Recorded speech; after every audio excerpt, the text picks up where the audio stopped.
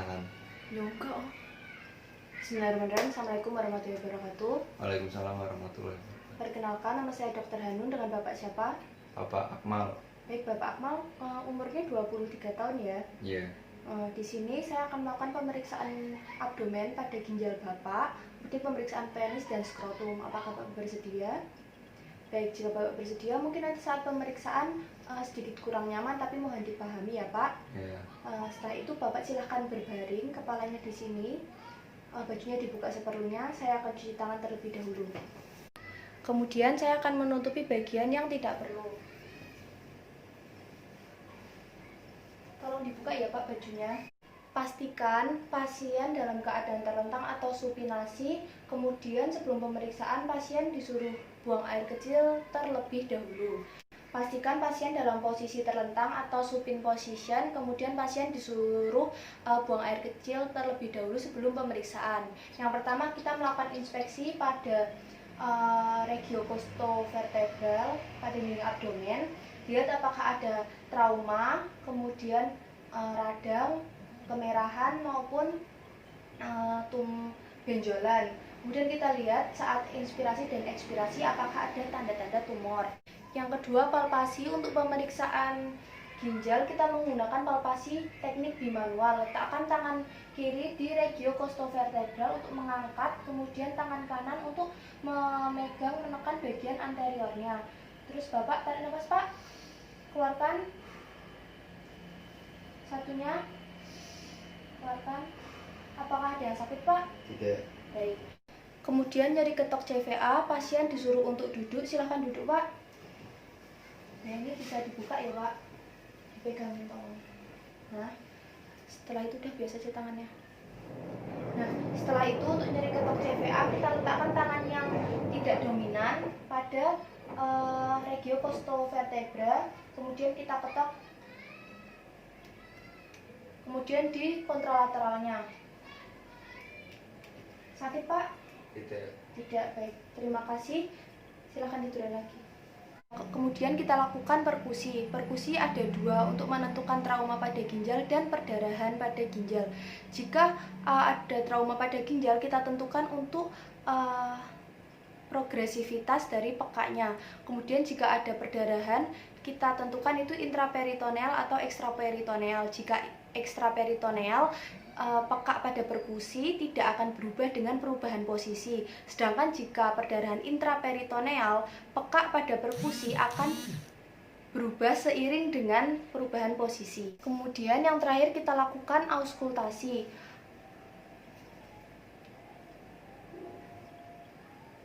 Dengan menggunakan stetoskop, bila terdengar suara bising atau systolic breath, berarti itu ada stenosis atau aneurisma dari arteri renalis.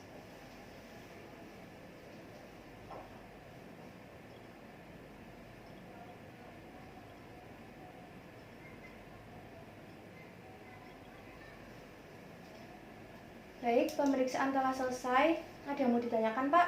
Tidak. Jika tidak ada yang mau ditanyakan, terima kasih. Wassalamualaikum warahmatullahi wabarakatuh. Kemudian kita lakukan pemeriksaan pada genitalia eksternal laki-laki. Kita lakukan inspeksi. Perhatikan dari ujung penis sampai pangkalnya, dia sudah disirkumsisi atau belum. Jika belum disirkumsisi, kita lihat untuk preputiumnya, dia hipospadia atau tidak. Kemudian ada fimosis atau parafimosis atau tidak. Kemudian jika sudah disirkumsisi, kita lihat untuk glans penisnya, dia ada tanda-tanda herpes dan peradangan atau tidak. Kemudian untuk meatus uretranya, dia ada iritasi, kondiloma atau uretra discharge atau tidak. Kemudian kita lihat untuk sulcus coronariusnya. Kemudian kita lihat letak dari meatus uretra juga, ada hipospadia atau tidak. Hipospadia sendiri ada 3 tipe, glandular, perineal, sama epispadia. Glandular, meatus uretranya berada pada corona glandis. Kemudian jika perineal, meatusnya ada di perineum hingga penis terlipat sama sekali membelah skrotum. Kemudian jika epispadia, dia meatus uretranya terletak di dorsum penis. Kemudian kita lakukan palpasi dengan meraba seluruh penis mulai dari preputium, glans, dan batang penis serta uretra. Dia ada fimosis atau tidak, ada uretranya atau tidak, kemudian ada teraba batu atau tidak. Kemudian kita lakukan pemeriksaan skrotum. Yang pertama inspeksi. Normalnya skrotum kanan lebih tinggi dibandingkan kiri. Kemudian kita cari apakah ada abses, fistel, edema, gangren, kemudian kemerahan, nyeri, panas, dia mengkilap atau tidak, atau ada rasa kebas atau tidak. Kemudian kita lihat apakah ada pembesaran pada skrotumnya. Kemudian kita lakukan palpasi pada skrotumnya. Kita raba jumlah testisnya. Kemudian dia ada hidrokel atau tidak. Jika hidrokel berarti testisnya itu tidak teraba. Kemudian ada fluktuasi dan saat dilakukan tes transiluminasi dia hasilnya positif. Kemudian ada hernia skrotalis atau tidak, teraba seperti usus atau massa dari skrotum sampai ke kanalis inguinalis. Kemudian ada varikokel atau tidak, teraba seperti cacing dalam kantung. Kemudian torsio testis, teraba horizontal dan nyeri. Kemudian jika diangkat ke atas lewat simfisis os pubis, nyerinya itu tetap atau bertambah. Kemudian ada TBC, dia vas deferens-nya teraba seperti benang besar keras dalam skrotum. Kemudian kita lakukan tes transluminasi atau diafanoskopi dengan menggunakan senter pada skrotumnya. Jika hidrokel positif berarti dia transparan atau bening. Kemudian jika hernia skrotalis dia tidak cahayanya tidak transparan atau terlihat ada massa atau terlihat lebih gelap. Kemudian kita lakukan pemeriksaan urogenital hernia skrotalis. Tadi kan sudah cuci tangan, kemudian memakai handscoon, tapi handscoonnya habis dokter ya. Kemudian pasien dia tidur terlentang, kemudian membuka pakaian seperlunya. Yang pertama melakukan inspeksi. Kita lihat apakah tampak benjolan di lipat paha sampai dengan skrotum. Kemudian warna sekitarnya, warna kemerahan berarti menunjukkan strangulata. Kemudian bentuknya seperti sosis. Lalu kita lakukan palpasi.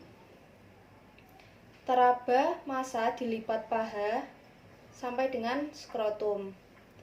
Perabaannya lunak sampai dengan kenyal. Massa teraba terpisah dari testis. Untuk pol atasnya dia tidak teraba.